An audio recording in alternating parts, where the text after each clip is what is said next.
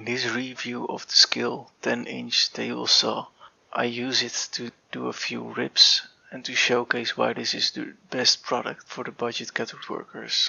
It is such a good tool. As you can see here, it is so easy to set up. You just take it out of your shed, put it down and use it.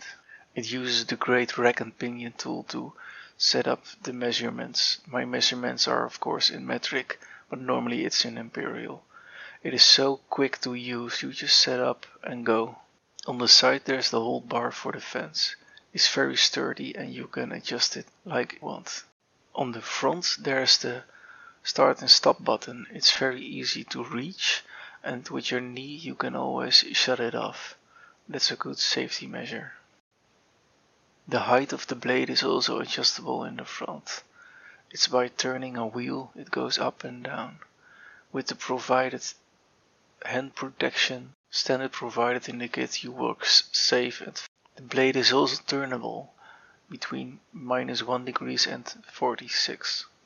If you watch close to this image you see a hanging bucket, because on the back side of the table saw there's an elbow directed downwards so that most of the wood chips go in it.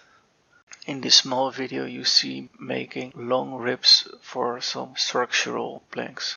Because I set the measurements once, I can repeat it how many times I want. It's so fast and easy to use. I'll use it more often than you think. The provided table saw blade is not the best one. Mine is very used, as you can see. You see dust everywhere and I'm going to change it soon. Online you can buy another 10-inch blade, it's just better. You can also use it for dados, but you need to get another clearance throat plate. Always work safe if you're working with saws.